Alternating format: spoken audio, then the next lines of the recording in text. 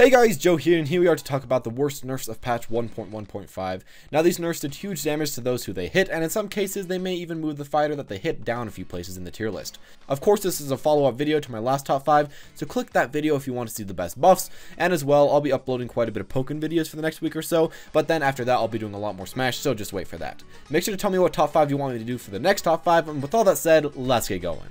To start us off, we have the first of the 3 new DLC, Bayonetta. Now, I wasn't expecting at all for these new DLC characters to get nerfed the patch after they're released, but I guess Nintendo calls its shots, not me. Luckily for Bayonetta, she kinda got the best of this situation. Her nerfs really weren't that bad to her kit as a whole. Witch Time got a little bit short over duration, Heal Slide got a little bit worse, and her up/down smash got small knockback nerfs. Now, these are of course not wanted from Bayonetta mains, but honestly, they could have done a lot worse to this character.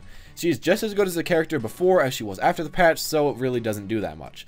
Now, I say this patch was good to her because many people above her got nerfed quite a bit, while she really didn't that much. This gives her the opportunity to climb the tier list even more, and do even better at tournaments. Next we have Cloud, and I don't really feel like this was a deserved nerf at all.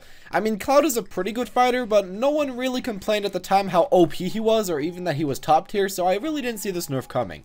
And actually, they went pretty hard on Cloud.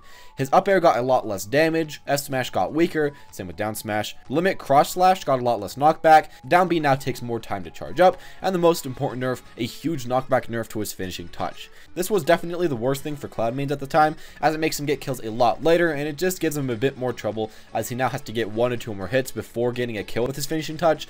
It's just a really bad nerf for Cloud. After Cloud, of course, we have Corrin, and again, I didn't really feel like Corrin needed nerfs at all. I mean, he was pretty strong, but not even close to good enough to get nerfed in my eyes. For his nerfs, almost every one of his aerials got nerfed by about 1%, and upper in particular got a lot less knockbacks or kills way later, and her combos way less against fast fallers. As well, they took the damage down on all the hits of his neutral B, and counter is harder to hit as well as it does less damage. Finally, they decided to slow down his walking, his running, and his airspeed by quite a bit, which makes him a lot worse at spacing, and I really don't know why they did this. He did not need a slowdown on his walk speed. Why, Nintendo?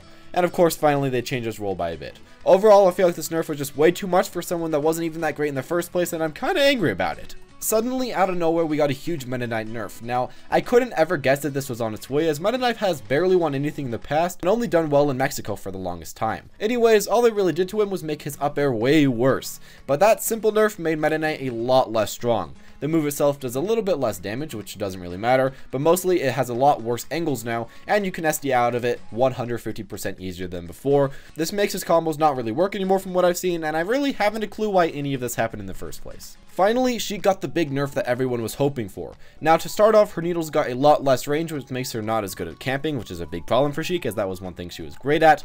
Also, she lost 3 weight, so now she dies a lot earlier, and of course, she got her item toss strength lowered a little bit, which doesn't really matter. Now, the main nerfs other than these are, first off, making her down throw combo way less, and almost to the point where you can't really use your down throw at all, and also making her forward throw combo less into bouncing fish, so now she really doesn't have a reliable kill setup. As well, her fair hitbox was moved back, so now it's much less safe and way easier to counter compared to how OP it was before. These nerfs are sure to set up the tier list for a while, and I'm actually kinda salty about that. I personally like Sheik as a top tier because I felt like she didn't have the most easy bait combos in the game, and at least took a little bit of skill to learn, and now somebody like Zero Suit Samus, Bayonetta, or maybe even Mario could take her place, and that kinda worries me a little bit. I wasn't a Sheik main, and I was really bad at Sheik in the first place, but still, I kind of enjoyed her being at the top.